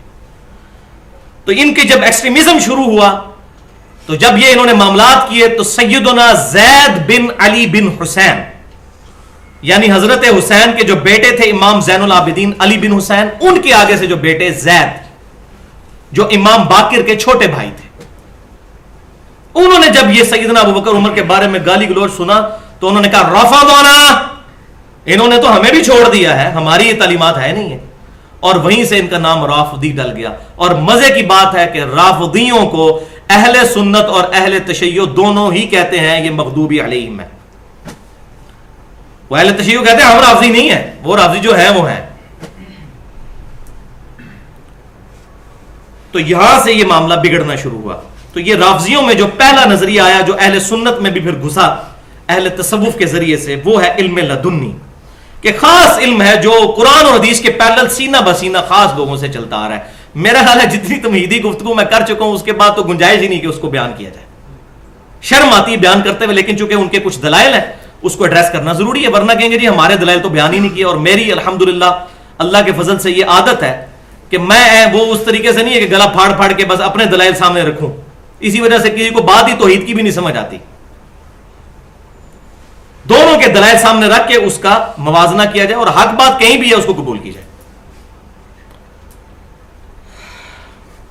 تو یہ تصوف میں پھر اس حد تک بگڑی یہ بات کہ آج ہم کسی کو کہتے ہیں بھئی قرآن میں لکھا ہوا ہے ایاک نعبد و ایاک نستعین, عبادت صرف اللہ کی اور عبادت کی اعلیٰ ترین شکل یعنی دعا غائب میں مدد کے لیے پکارنا صرف اللہ تعالیٰ کے ساتھ خاص ہے. وہ کہتے ہیں جی لکھا ہوگا قرآن میں, لیکن اسی تو وہی کہنا ہے کہ سن فریاد پیران دیا پیرا, میری فریاد سنی کن تر کے ہو. اسی تو سلطان بہو دا شعر پڑھنا ہے, پتہ نہیں انہوں نے کیا بھی ہے کہ نہیں. بیڑا میرا وچ کھپرا دے جتے مچ بھی نہ بہندے ڈردے ہو. وہ جی سلطان بہو تے شیخ عبد القادر جیلانی نو مشکل کشا مندے سن, تسا کہندو نہیں. ہم قرآن اور سنت پیش کر رہے ہوتے ہیں اور اس میں میری پوری ایکسکلوسیو گفتگو ہے دعا صرف اللہ ہی سے اہل سنت پاک.com پر مسئلہ نمبر 3 کے نام سے 1 گھنٹہ 38 منٹ کی. اور یہ چیلنج ہے قیامت تک کے لیے اہل سنت میں اور اہل تشیع میں جو لوگ سیدنا علی کو غائب میں پکارنے کو حق سمجھتے ہیں مدد کے طور پر وہ اس کا جواب دیں. اور مسئلہ نمبر 43 ہے توسل اور وسیلہ کے صحیح احکام و مسائل, 1.5 گھنٹے کی گفتگو ہے اہل سنت پاک.com پر.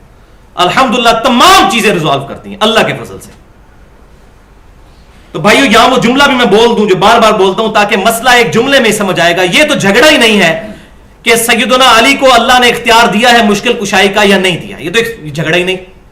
شیخ عبد القادر جیلانی کو اختیار ہے یا نہیں, یہ تو جھگڑا ہی نہیں. جھگڑا یہ ہے کہ اگر اختیار ہو تب بھی غائب میں اللہ کے علاوہ کسی کو مدد کے لیے پکارنا خالصتاً شرک اور ناقابل معافی گناہ ہے. بارش کون برساتا ہے؟ اللہ. ڈیوٹی کس کی ہے؟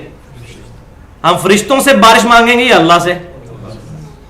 اگر فرشتوں سے مانگیں گے کہ فرشتوں یہ بارش برسا دو کہ گرمی کا موسم قریب آ رہا ہے, تو ہمارے جنید بھائی نے بھی ایک نعت پڑھی مفتی صاحب کے کہنے پہ, ہم نے ان کو بتا دیا کہ بھائی یہ شرکیہ کلمات ہیں. غائب میں مدد کے لیے فرشتے کو پکارنا بھی شرک ہے, یہ بالکل کلیئر کٹ بات ہے. اللہ نے ڈیوٹی لگائی ہے نا درود شریف پہنچانے کی, تو ہم کہتے ہیں اللہ کو اللہم صلی علی محمد, ہم یہ نہیں کہتے فرشتوں آپ پہنچا دو, غائب میں مدد کے لیے نہیں پکاریں گے. تو اس طرح تو بارش کی ڈیوٹی بھی اللہ تعالیٰ نے فرشتوں کی لگائی, پھر فرشتوں سے کہیں گے کہ بارش برسا دو کہ گرمی کا موسم قریب آ رہا ہے. لیکن مسئلہ وہ کہتے ہیں اتنے بڑے بڑے مفتی پاگل ہیں. تو میں جب پھر غصے میں آتا ہوں تو ننگی بات کر دیتا ہوں کہ یہ مفتی تو جائیں گے دوزخ میں تمہارے اور تمہیں بھی ساتھ لے کے جائیں گے, بیڑا غرق کریں گے. تمہیں تو بات سمجھ آ چکی ہے, جان بوجھ کر کیوں فرقہ واریت کا شکار ہوتے ہیں. اپنی آخرت بچاؤ, مولویوں کو چھوڑو. مولویوں کی اکثریت انشاءاللہ دوزخ میں. اور یہ میں اپنی طرف سے نہیں کہہ رہا, میں نے وہ صحیح حدیث بھی بتائی ہیں صحیح بخاری سے, اور پورا ایکسکلوسیو لیکچر ابھی دیا ہے مولویوں کے اوپر. قرآن میں حرام خوری پہ جتنی آیات ہیں وہ ہے ہی مولویوں کے بارے میں. مسئلہ نمبر 51 کے نام سے 1.5 گھنٹے کی گفتگو ہے رزق حرام, فتنہ مال, دنیا پرستی کا انجام اور اس کا علاج. وہ سن لیں ذرا, 14 طبق روشن ہو جائیں گے انشاءاللہ. تو میں خود بھی بھائیو 31 سال تک چونکہ بریلوی مکتبہ فکر میں رہا, اس کے بعد 4 سے 5 مہینے ہی دیوبندیت میں گزارے. مجھے سمجھ آیا کہ یہ 19-20 کا ہی فرق ہے. پھر 2 سال میرے اہل حدیث کے ساتھ بھی گزرے, اہل تشیع کے ساتھ بھی, اور اب بھی میں سب کی باتیں, سب کے لیکچرز, میٹنگز اٹینڈ کرتا ہوں فرقہ واریت سے الحمدللہ بالا تر ہو کر. لہٰذا مجھے یہ تمام چیزیں الحمدللہ اپنی بہت ینگ ایج سے, FSC لیول سے مجھے یہ چیزیں پتہ ہیں. اور وہ کتابیں جو آج کے صوفیاء جو ہزاروں لاکھوں مرید کر رہے ہیں, انہوں نے صرف نام سنے ہوئے ہیں. میں نے اپنی داڑھی مچھ نکلنے سے پہلے وہ کتابیں پڑھ لی ہوئی تھی. تصوف کی پہلی کتاب عربی میں رسالہ قشیریہ, ابو القاسم قشیری المتوفا 465 ہجری, آج سے 1000 سال پہلے لکھی گئی, وہ میں نے پڑھی ہوئی.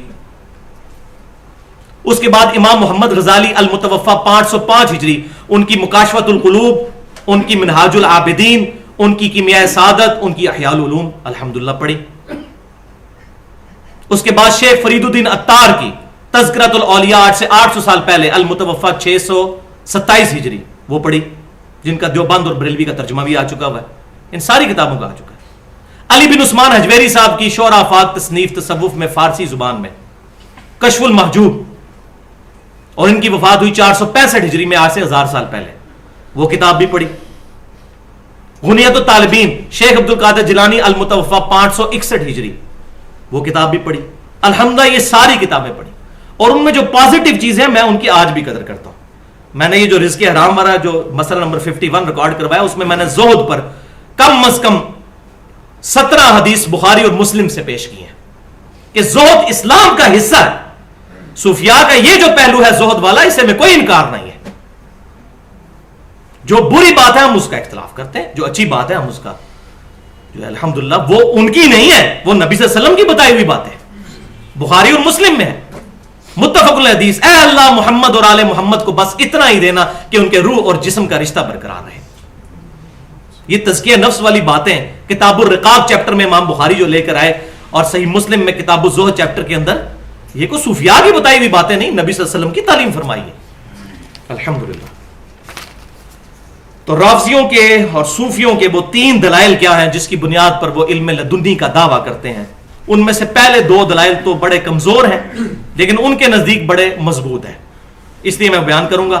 ہاں تیسری دلیل کہہ سکتے ہیں کچھ مضبوط ظاہری طور پر, لیکن وہ بھی جو ہے مکڑی کا جالا ہی ہے, تو انشاءاللہ میں اس کو بیان کرتا ہوں. تو پہلے یہ علم لدنی کا لفظ صوفیاء کے ہاں کہاں سے آیا؟ تو یہ ہے دلیل نمبر 1 صوفیاء کی, جو سورۃ الکہف میں قصہ موسیٰ اور خضر علیہ السلام, جو بخاری اور مسلم میں بھی ڈیٹیل کے ساتھ ملتا ہے. قرآن میں نام تو نہیں آیا حضرت خضر کا, لیکن بخاری مسلم میں آیا. اس کو بنیاد بنایا, اور اس میں سورۃ الکہف کی آیت نمبر 65 ہے, بسم اللہ الرحمن الرحیم, وَعَلَّمْنَاهُ مِن لَّدُنَّا عِلْمًا. اور خضر کے بارے میں اللہ نے فرمایا ان کو ہم نے اپنے پاس سے علم عطا فرمایا, علم لدنی, اپنے پاس سے خاص علم عطا فرمایا تھا. اور اس میں وہ 3 واقعات بھی ہیں, سب کو ہی پتہ ہے, اکثر ہمارے ممبروں پر یہ واقعات سنائے جاتے ہیں, لیکن اس کا مقصد نہیں بتایا جاتا. اس واقعے کا مقصد کیا ہے قرآن میں آنے کا, اسے وہ اپنے بزرگ ثابت کر رہے ہوتے ہیں, ایک پیغمبر کی بات کوٹ کر کے, اور وہ بھی پھر انہوں نے گیم چلائی کہ کسی طریقے سے حضرت خضر کو ولی ثابت کر دیں تاکہ معاملہ ہی جو ہے نا گول ہو جائے. اور یہ کفری عقیدہ لوگوں میں پروپیگیٹ کیا جائے کہ جو نبی ہے وقت کا وہ ولی سے سیکھ رہا ہے. یہ تو کشف المحجوب میں بھی علی بن عثمان حجویری نے یہ باب باندھا ہے کہ یہ عقیدہ گمراہی پر مبنی ہے کہ کوئی غیر نبی نبی سے افضل ہو سکتا ہے. اگر انبیاء کو فرشتوں نے سکھایا تو وہ فرشتوں کے بھی پیغمبر تھے. حضرت جبرائیل علیہ السلام عام فرشتے نہیں تھے, فرشتوں کے پیغمبر ہیں, لیکن انہوں نے انبیاء کی بھی حرمت کا خیال نہیں کہا اور کہا جی وہ تو ولی کول گئے, اور ویڈیوز پڑھی ہوئی ہیں, ولی کے پاس گئے. بھائی وہ نبی تھا, اور الحمدللہ میں نے اس پہ پوری گفتگو کی ہے ڈیٹیل کے ساتھ, 30 منٹ کی حیات خضر, اور اہل تصوف اہل سنت پاک .com پر مسئلہ نمبر 13 کے نام سے سارے دلائل ذکر کیے ہیں, 8-10 کے قریب. ہے کوئی مائی کا لال تو اس کا جواب دے علمی طریقے سے, اور دونوں باتیں بیان کی ہیں کہ یہ ولی نہیں, نبی نہیں ہے, یہ ولی نہیں ہے, نبی ہیں یہ, اور دوسرا یہ فوت ہو چکے ہیں. یہ جو صوفیاء کو خضر ملتے رہتے ہیں وہ کون ہے خضر, وہ میں نے اس میں بتایا ہے.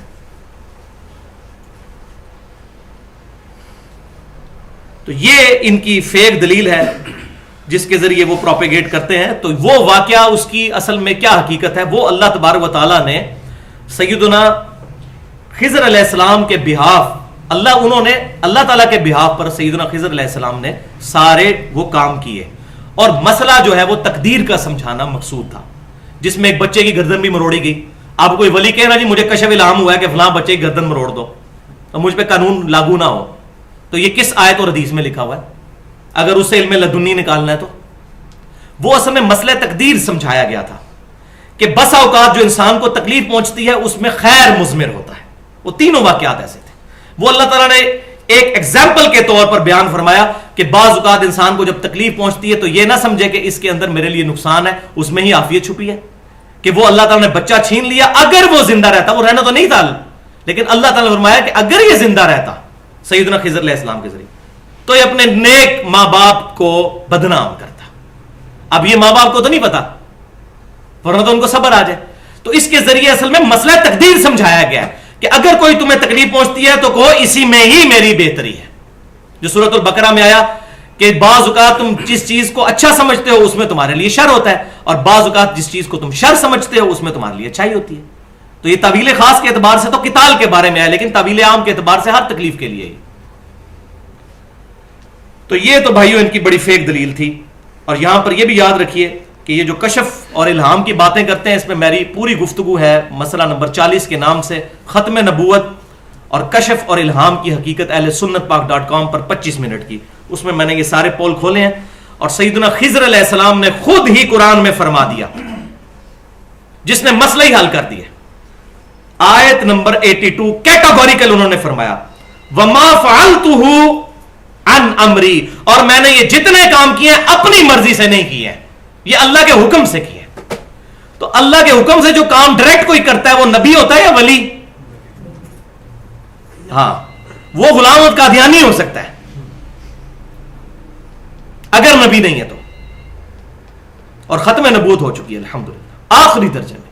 سجدہ تعظیمی بھی حرام ہو گیا جو پچھلی امتوں میں جائز تھا. یہ توحید آخری درجے میں کامل ہوئی، اور پچھلی امتوں میں کشف اور الہام ہوا کرتے تھے، تو ختم نبوت بھی آخری درجے میں ہوئی، اور اب کشف و الہام نہیں ہوگا. اس میں میری ڈیٹیل کے ساتھ گفتگو ہے، اور جو احادیث پیش کی جاتی ہیں الحمدللہ میں نے اس کی اپروپریٹ ایکسپلینیشن بھی بیان کی ہے اسی مسئلہ نمبر 40 کے اندر. اب آ جائیے بھائیو، دلیل نمبر 2 ہے جو ان کی، اور یہ تو ہمارے جو بولے بالے بریلوی بھائی ہیں، ہم خود بھی رہے 31 سال، ہمیں پتہ ہے، ان کو بچپن سے ایک قصہ سکھا دیا جاتا ہے، حضرت سلیمان علیہ السلام کا تخت. بریلویوں کو صرف 2 قصے بتائے جاتے ہیں بچپن سے. میں بریلوی عوام سے محبت کرتا ہوں الحمدللہ، عوام الناس سب سے، دیوبند سے بھی، شیعہ سے بھی، اہل حدیث سے بھی. میری چڑ صرف مولویوں کے ساتھ ہے جو ان کو غلط طرف چلا رہے ہیں، ان کے ساتھ. کہ سیدنا سلیمان علیہ السلام کا ایک درباری تھا جی، اس نے پلک جھپکنے سے پہلے تخت حاضر کر دیا. اچھی بات ہے جی، اس سے کون سا دین کا مسئلہ ثابت ہو گیا ہے؟ اس سے یہ ثابت ہوگا کہ ہم آپ کو قرآن کی آیت یا حدیث پیش کریں اور آپ کوئی کرتب کر کے دکھائیں اور کہ نہیں میں آیت کو نہیں مانتا جو کہ میں یہ کرتب کر لیتا ہوں، یہ ثابت ہوگا اس سے. اب ان کے لیے بڑا مسئلہ تھا کہ قرآن اور سنت میں کوئی ڈیٹیل نہیں ملتی کہ وہ بندہ کون تھا، سوائے اس کے کہ جو وہ آیت سورۃ النمل کی آیت نمبر 40 ہے. قال الذی عندہ علم من الکتاب، تو وہ شخص بولا جس کے پاس کتاب میں سے علم تھا کہ میں پلک جھپکنے سے پہلے تخت بلقیس یہاں لے آؤں گا. اللہ نے کہا اس کے پاس علم کتاب تھا. کتاب کا علم اللہ تعالیٰ کس کو دیتا ہے؟ انبیاء کو. اور اس وقت تو ایک وقت میں کئی پیغمبر بھی ہوتے تھے، عین ممکن ہے وہ کوئی پیغمبر ہو، پیغمبر کے امتی بھی پیغمبر ہو سکتے ہیں. سیدنا لوط علیہ السلام پیغمبر بھی ہیں اور ابراہیم علیہ السلام کے امتی بھی ہیں. سب سے پہلے وہ ایمان لے کر آئے. سورۃ العنکبوت پڑھ لیں کہ لوط علیہ السلام سب سے پہلے ایمان لے کر آئے. سیدنا ابراہیم علیہ السلام وہ بت پرست نہیں تھے، اپنی نیچر پہ ہی تھے، لیکن ان کی نبوت کی پہلی تصدیق کرنے والے وہ تھے. سیدنا یحییٰ نے سیدنا عیسیٰ علیہ السلام کی تصدیق کی. عین ممکن ہے کہ وہ پیغمبر ہوں، عین ممکن ہے کہ کوئی فرشتہ ہو اللہ کی طرف سے جو درباری کے طور پر موجود ہو. تو اب اس سے تو ان کا مسئلہ حل نہیں ہوتا تھا، تو یہ پھر یہودیوں کے طرف چل پڑے اور ان کی کتابوں سے لیا جی وہ ایک ولی تھے آصف بن برخیہ. اور بھائی کس آیت اور کس حدیث میں لکھا ہے کہ آصف بن برخیہ موجود تھے وہاں پہ؟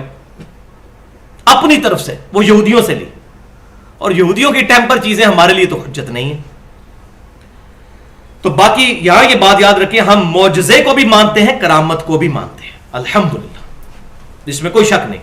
اور میری جو وہ گفتگو ہے گستاخانہ فلم پر، مسئلہ نمبر 49 کے نام سے 1.5 گھنٹے کی. اس کے شروع کے 15 منٹ میں نے کرامت سمجھائی ہے, کرامت کیسے کسے کہتے ہی کس کو ہے, اور معجزہ کیا ہوتا ہے, ڈیٹیل کے ساتھ میں نے اس پہ سمجھائی ہے یہ بات. الحمدللہ تو ہم مانتے ہیں, لیکن کتاب و سنت کے خلاف اگر کوئی بندہ شوبہ دکھاتا ہے تو بھائیوں وہ جادو یا استدراج ہی ہو سکتا ہے. اب میں آپ کو اس کو ایک مثال سے سمجھاتا ہوں. مجھے بتائیے کہ 2 × 2 کتنے ہوتے ہیں؟ کوئی شک ہے آپ کو؟ دنیا کے سارے بزرگ اپنی قبروں سے باہر نکل آئیں اور کہیں کہ 2 × 2 5 ہوتے ہیں, ہم مان جائیں گے؟ دنیا کے زمین و آسمان کی ساری مخلوقات مل کر چاند کو 2 ٹکڑے کر دے, سورج کو واپس پلٹا دے, آسمان کو توڑ دے, یا دجال کی طرح بارش برسانا شروع کر دے, وہ بھی تو بزرگ ہوگا نا. یہ دجال کو ماننے والے یہی ہوں گے جو یہ بزرگوں کی کرامتیں دیکھ کے لگ جاتے ہیں. اور صحیح مسلم پڑھ کے دیکھیں, وہاں ایک مومن کھڑا ہوگا, وہ کہے گا تو جو مرضی کر, مجھے میرے نبی کی حدیث پہنچی ہے, تو ہے ہی دجال ہے. وہ کہے گا میں اتنے بڑے بڑے کام کر رہا ہوں, وہ کہے گا ہے ہی دجال ہے. تو کتاب و سنت کو پکڑنے والے دجال سے, یہ سارے شوبتے ماننے والے دجال کے مرید ہی بنیں گے. اللہ معافی دے, اللہ تعالیٰ بچائے ہمیں بھی اور ان کو بھی, آمین. تو یہ سارے لوگ ہیں 2 × 2 5 ہم مان لیں گے. تو بھائیوں ننگا جملہ بولنے لگوں بڑا سخت, کہ اس سے بڑی بے غیرتی کیا ہوگی کہ ہم میتھمیٹکس کا فارمولہ 2 × 2 4 کو غلط ماننے کے لیے تیار نہیں. یہ سارے شوبتے دیکھ کر, البتہ ہم ان کے شوبتے دیکھ کر کتاب و سنت کو غلط ماننے کے لیے تیار ہیں. اتنے بڑے بڑے بزرگ پاگل ہیں, اتنے بڑے بڑے بزرگ پاگل ہیں. اس وقت 2 × 2 کو 5 کہے نا, وہ بزرگ یہ نہیں مانیں گے, ان کا بچہ بھی نہیں مانے گا. ہاں قرآن و سنت کو جو ہے ریجیکٹ کر دیں گے, کیونکہ جب شیطنت جو ہے وہ سوار ہو جائے تو اس کا کوئی علاج نہیں. اور اس پہ میں نے اپنی نوعیت کی منفرد گفتگو کی ہے, مسئلہ نمبر 39 کے نام سے علم وحی اور علم سائنس کی اہمیت اور ان کا دائرہ کار. 35 منٹ کی گفتگو ہے کہ ریویلڈ نالج جو کتاب و سنت کا وحی کا علم, یا یہ علم ہے اللہ کے حضور قرآن کی روشنی میں, یا پھر سائنس کا اسٹیبلشڈ علم, the knowledge obtained through observations and experiments, جو ڈیفینیٹ علم مشاہدات اور تجربات سے ثابت ہو چکا ہو. جیسے پیٹرول آگ کو بھڑکاتا ہے, پانی آگ کو ٹھنڈا کر دیتا ہے, یہ ڈیفینیٹ علم ہو, وہ بھی قرآن کی روح سے کتاب و سنت ہی کی طرح حجت ہے. علم 2 ہی ہیں, علم وحی اور علم سائنس. وہ میں نے ڈیٹیل کے ساتھ وہاں پر الحمدللہ اس پہ گفتگو کی ہے, جس کو شوق ہو تو وہاں پر دیکھ سکتا ہے. اب آ جائیے بھائیوں, ان کی جو آخری دلیل جو بظاہر نظر آتی ہے کہ بڑی مضبوط دلیل ہے, لیکن وہ آؤٹ آف کنٹیکسٹ چونکہ کوٹ کرتے ہیں اس لیے وہ مضبوط بن جاتی ہے, بے ایمانی کرتے ہیں. اور وہ صحیح بخاری کی انٹرنیشنل نمبرنگ کے مطابق کتاب العلم چیپٹر میں 120 نمبر حدیث ہے کہ سیدنا ابو ہریرہ رضی اللہ تعالیٰ عنہ کہتے ہیں کہ میں نے اپنے محبوب صلی اللہ علیہ وسلم سے 2 برتن لیے, اور برتن سے مراد علم کے کانٹیکسٹ میں بات ہو رہی ہے. ایک تو میں نے تمہیں ظاہر کر دیا, یعنی بتا دیا کہ نبی صلی اللہ علیہ وسلم سے میں نے کون سی احادیث سنی تھی, اور ایک اگر میں ظاہر کر دوں تو تم میری شہرت کاٹ دو. یہ کن کو کہہ رہے تھے؟ بنو امیہ کے بدماش حکمرانوں کو. یہ نہیں بتاتے آگے, وہ کہتے ہیں یہ دیکھیں جو علم ظاہر نہیں کیا نا جی, وہ صوفیاء والا علم ہے جی, علم لدنی.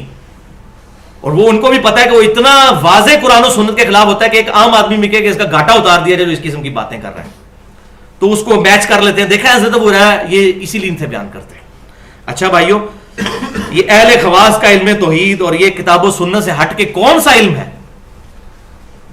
اور اس میں میں نے بڑی ڈیٹیل سے گفتگو کی ہے. مسئلہ نمبر 41 کے نام سے 1 گھنٹے کی, نور من نور اللہ, وحدت الوجود اور علم الکلام. اپنی نوعیت کی منفرد گفتگو ہے ان تمام ایشوز کو ریزالو کرنے کے لیے. جو توحید کے بارے میں ان کی ایگزیجریشن ہے, وحدت الوجود کا عقیدہ اور یہ ساری چیزیں آگے. اور پھر یہ یہاں تک تو بات رکتی نہیں ہے, یہ کہتے ہیں پہلے فنافی شیخ ہو, شیخ جو کچھ کر رہا ہے اس کے پیچھے آنکھیں بند کر کے چلو. اور اس پہ وہ میرے 2 جو ہیں وہ ایٹم بم پمفلٹ, علمی ایٹم بم, اہل سنت پاک.com پر ریسرچ پیپر نمبر 2A, اندھا دھند پیروی کا انجام, جس میں 18 عبارتیں میں نے گستاخانہ جو اللہ اور اس کے رسول کی گستاخیاں کی ہیں سب کانٹیننٹ کے بزرگوں نے, اور ان سے پہلے کے جو صوفیاء بزرگ ہیں انہوں نے. اور دوسرا ریسرچ پیپر نمبر 2B, غیر اسلامی نظریات با مقابلہ صحیح اسلامی عقائد, 32 عبارتیں گستاخانہ وہ میں نے اس میں نقل کی ہیں الحمدللہ. اور آپ پڑھ کر حیران ہوں گے, کوئی کلمہ پڑھوا رہا ہے لا الہ الا اللہ چشتی رسول اللہ, वलियाज़ु बिल्लाह। कोई कलमा पढ़वा रहा है ला इलाहा इल्लल्लाह अशरफ अली थानवी रसूलुल्लाह, और कहते हैं मार्फत दी गल्लां ने जी, ऐ जे जनाब मार्फत ऐ जे इन्हां दी इल्म रूहानियत, ये रूहानियत है, ये शैतानत है। रूहानियत तो होगी किताब और सुन्नत को पकड़ना, ये तो शैतानत है।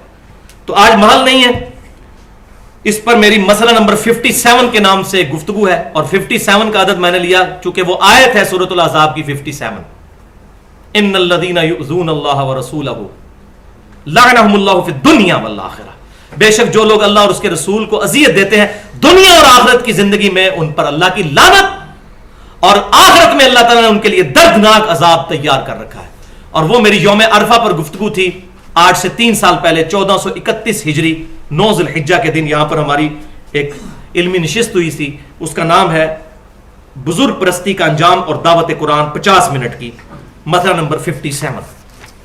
और मसला नंबर 56 हमने दुरूद शरीफ के फजाइल वाले चैप्टर को नाम दे दिया है, क्योंकि आयत दुरूद सूरतुल अहज़ाब की 56 नंबर आयत है। तो ये सारी निस्बतें जोड़ जोड़ के अल्हम्दुलिल्लाह, इसी तरीके से जो विलादत मुस्तफ़ा वाली हमारी जो 1433 हिजरी में ही गुफ्तगू थी, विलादत मुस्तफ़ा और आखिरी वसीयतें 2 घंटे की, उसको मसला नंबर 63 का नाम दिया है, क्योंकि आप वसल्लम की उम्र मुबारक 63 हुई थी। अब इस हदीस की ट्रू एक्सप्लेनेशन क्या है वो समझ लीजिए, जो सैयदना अबू हुरैरा ने खुद बताई उसी सही बुखारी में। और यहां मैं ये बात कर लूं कि इस हदीस से 2 एक्सट्रीम रिजल्ट निकाले गए हैं। ये जो 2 बर्तन लिए, एक तरफ तो ये इल्म लदुनी वाले लोग हैं, और दूसरी तरफ गुलाम परवेज जैसे मुनकरीन हदीस, वो कहते हैं जी इन्हीं हदीसों ने तो बेड़ा गर्क किया है। तो वो कहता है ये हदीस ही फ्रॉड है, कि 2 ज़ुरूफ लिए। ये दोनों एक्सट्रीम है। हदीस किसी हदीस वाले से समझता तो उसको समझ आ जाती, उसी सही बुखारी में हजरत अबू हुरैरा ने बता भी दिया है कि मैं ये क्या कह रहा हूं। और तमाम बुखारी के शारहीन ने ये जो मैं हदीस अब बयान करूंगा इसी को उसकी शरह में बयान किया, चाहे इब्ने हजर अस्कलानी हो या बदरुद्दीन ऐनी हो या कोई भी, कि ये सैयदना अबू हुरैरा ने खुद बता दिया कि वो क्या चीजें थी। वो सही बुखारी में इंटरनेशनल नंबरिंग के मुताबिक अलामात नबूवत वाले चैप्टर में जो हुजूर की प्रेडिक्शंस प्रोफेसीज थी 3605 नंबर हदीस, और वही हदीस इमाम बुखारी एक और तुर्क से भी लेकर आए किताबुल फितन, फितनों वाले चैप्टर में 7058 नंबर हदीस। पहले 3605 नंबर रवायत पढ़ लेते हैं कि सैयदना अबू हुरैरा रज़ियल्लाहु ताला ने फरमाया कि नबी सल्लल्लाहु अलैहि वसल्लम ने मुझे यह बात इरशाद फरमाई थी कि मेरी उम्मत की हलाकत कुरैश के चंद नौजवान लड़कों के हाथों होने वाली है। कुरैश के चंद नौजवान लोंडे होंगे जो मेरी उम्मत का बेड़ा गर्क कर देंगे, यानी जब वो हुक्मरान बन जाएंगे। बनु उमैया की तरफ इशारा था। और सैयदना अबू हुरैरा साथ कहते हैं कि अगर मैं चाहूं तो उन लड़कों के नाम, उनके बापों के नाम, उनके कबीलों के नाम भी बता सकता हूं, लेकिन डरते थे घाटा उतर जाएगा। हुसैन ते रोजाना नहीं मावा जमदियां पाई जी, हुसैन हुसैन है, हुसैन बनना सौख है। तो उन्होंने शरीयत के फतवे के अंदर अंदर अपने आप को बचाया कि मैं अपनी जान बचा लूं। लेकिन सैयदना हुसैन प्रॉफिट के जीन्स जिसमें हो, और मौला हुसैन रज़ियल्लाहु ताला अन्हु का मानना, हमारे जिगरी यार, ये मौला मौला से किसी को तकलीफ ना हो, आप अपने मौलवियों को भी कहते हैं मौलाना। तो मौला हुसैन रज़ियल्लाहु ताला अन्हु ने पैसिव रेजिस्टेंस करके जो अपना प्रोटेस्ट रिकॉर्ड करके अपनी जान लुटाई, क़यामत तक के लिए एक मिसाल कायम कर दी कि बनु उमैया की हुकूमत, ये मलूकियत जो है ये किताब और सुन्नत के खिलाफ है। और अगर आले मोहम्मद उसको एक्सेप्ट कर लेती तो ये दीन का हिस्सा बन जाता। और यही वजह है कि सैयदना हुसैन को जन्नती नौजवानों का सरदार करार दिया गया, वरना उन्होंने हुजूर की जिंदगी में तो बमुश्किल उनकी उम्र 6.5 साल थी, कोई कारनामा नहीं किया। असल में उन्होंने कारनामा करना था। जब सब परहेजगार लोग भी मसलहत का शिकार हो जाते जान बचाने के लिए, और ये जायज है, कोई मुनाफिकत नहीं है अगर बाकी सहाबा खड़े नहीं हुए। तो बात वही है कि हुसैन रोजाना नहीं मावा जमदियां, माए रोजाना हुसैन पैदा नहीं करती, हुसैन हुसैन ही है। और दूसरी हदीस जो तुर्क इमाम बुखारी लेके वो 7058 नंबर है, इसमें तो बिल्कुल वाज़ेह हो जाएगा। वही हदीस है कि सैयदना अबू हुरैरा कहते हैं कि नबी सल्लल्लाहु अलैहि वसल्लम ने फरमाया कि मेरी उम्मत की तबाही कुरैश के नौजवान लड़कों के हाथों में होने वाली है।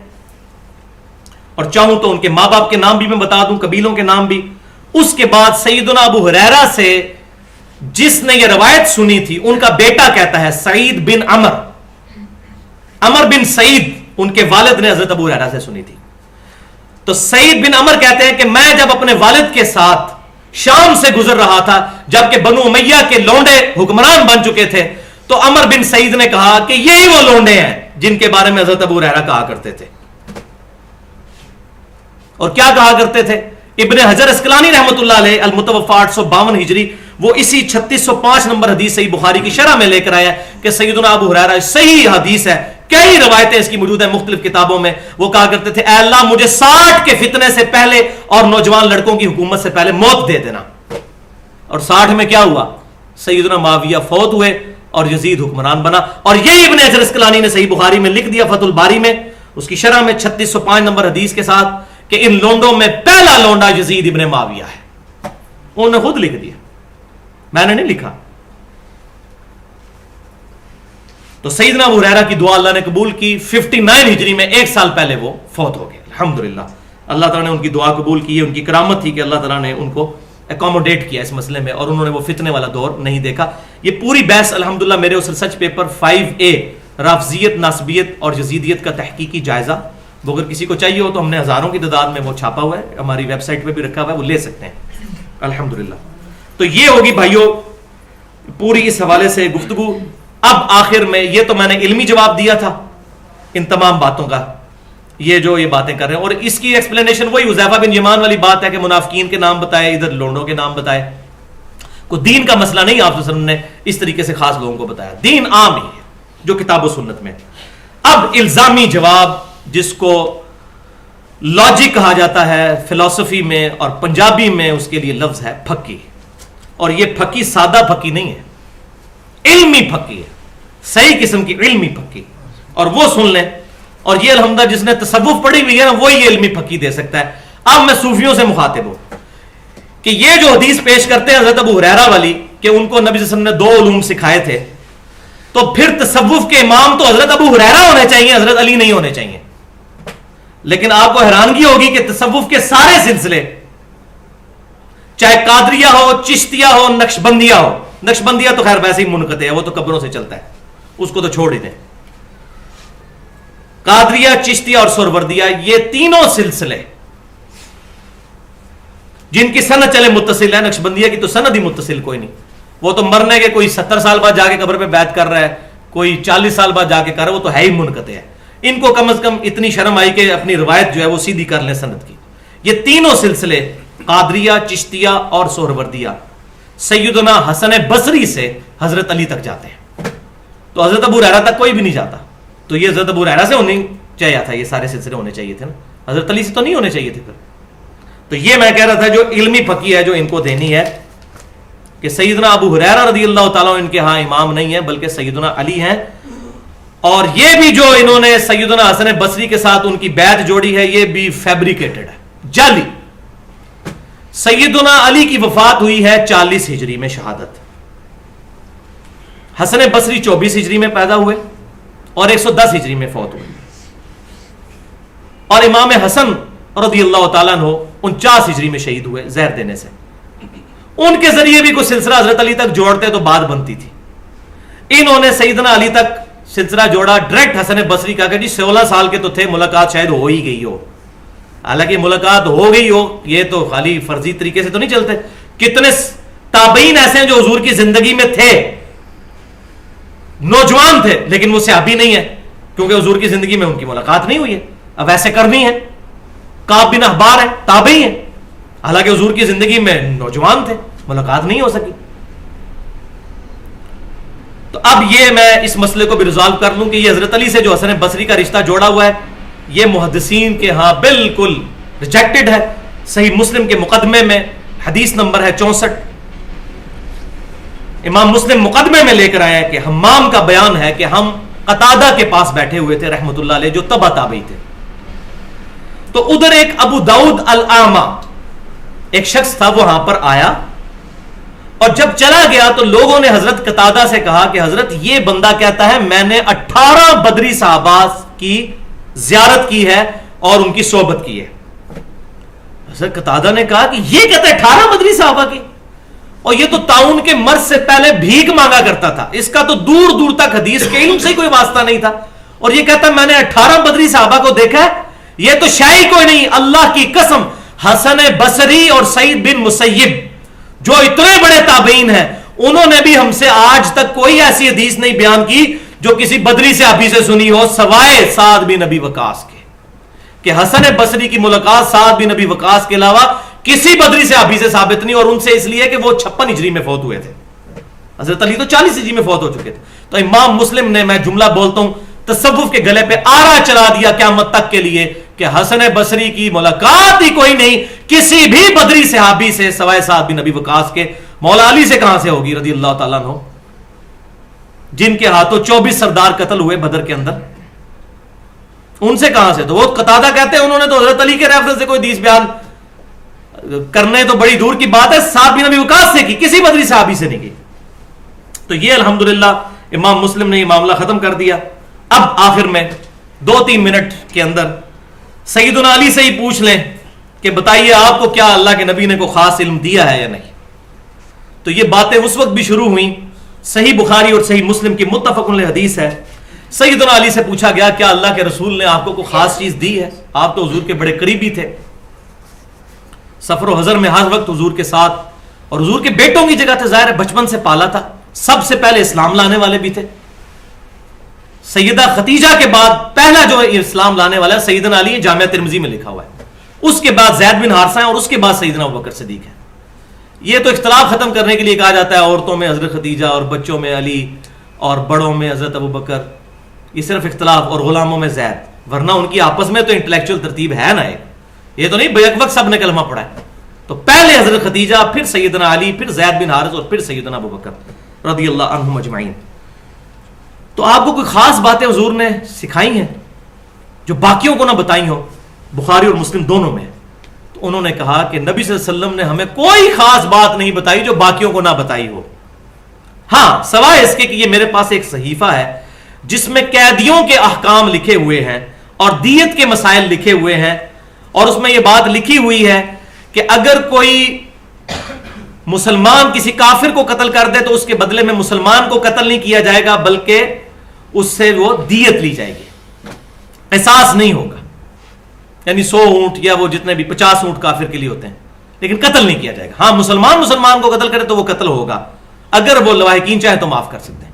تو یہ اس میں لکھا ہے، اور قیدیوں کے احکام، اور وہ بھی اس لیے تھے کہ مولا علی رضی اللہ تعالیٰ عنہ نے ہی وہ جرأت آمیز کام کرنا تھا، کیونکہ یہ مسلمانوں نے جب باغی ہونا تھا جمل میں، صفین میں اور نہروان میں، اس وقت مولا علی رضی اللہ تعالیٰ عنہ کو ان حدیثوں کی ضرورت تھی، وہ حضرت نبی صلی اللہ علیہ وسلم سکھا گئے سیدنا علی کو الحمدللہ۔ اور دوسری حدیث بخاری اور مسلم میں ہے، جب یہی سوال ہوا تو انہوں نے کہا نبی صلی اللہ علیہ وسلم نے مجھے کوئی اور بات نہیں سکھائی۔ اچھا، اس حدیث جو پچھلی تھی اس میں ایک اور الفاظ بھی ہیں کہ ہاں فہم القرآن ہے، جو اللہ تبارک و تعالی ہر انسان کے لیے جو حصہ ہے وہ اس کو مل جاتا ہے، قرآن ہی ہمیں نبی صلی اللہ علیہ وسلم نے دیا ہے، یعنی قرآن ہی وسیع ہے اصل میں۔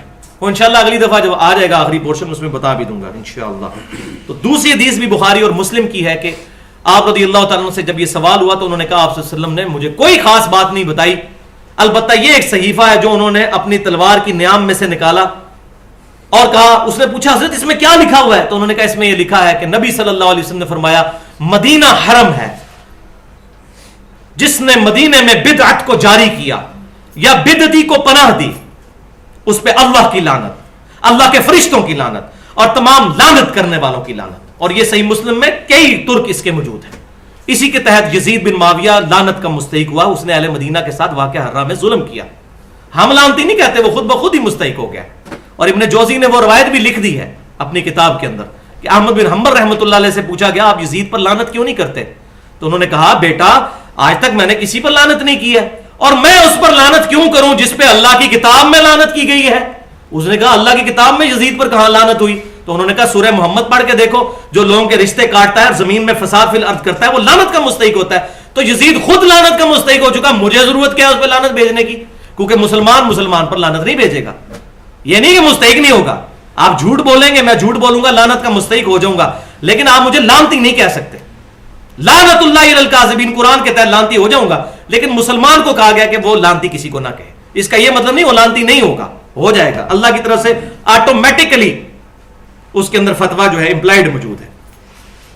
تو الحمدللہ یہ بات کنکلوڈ ہوئی ہمارا دوسرا پورشن کہ سیدنا علی رضی اللہ تعالیٰ عنہ کو بھی کوئی خاص بات نہیں بتائی گئی سوائے اس کے کہ آپ صلی اللہ علیہ وسلم نے دین کا علم ان کو سکھایا، اور الحمدللہ سیدنا علی رضی اللہ تعالیٰ عنہ بڑے علماء میں سے تھے. اور آخر کے لیے یہ میں نے حدیث رکھی تھی کنکلوڈ کرنے کے لیے، پھر انشاءاللہ اگلے ہفتے اس کا دوسرا پورشن جو موسٹ ایکسکلوسیو اور خطرناک اور ڈینجرس قسم کا حدیث قرطاس والا موضوع ہے اور وصی اور خلیفہ رسول والا صلی اللہ علیہ وسلم، وہ ڈسکس کریں گے.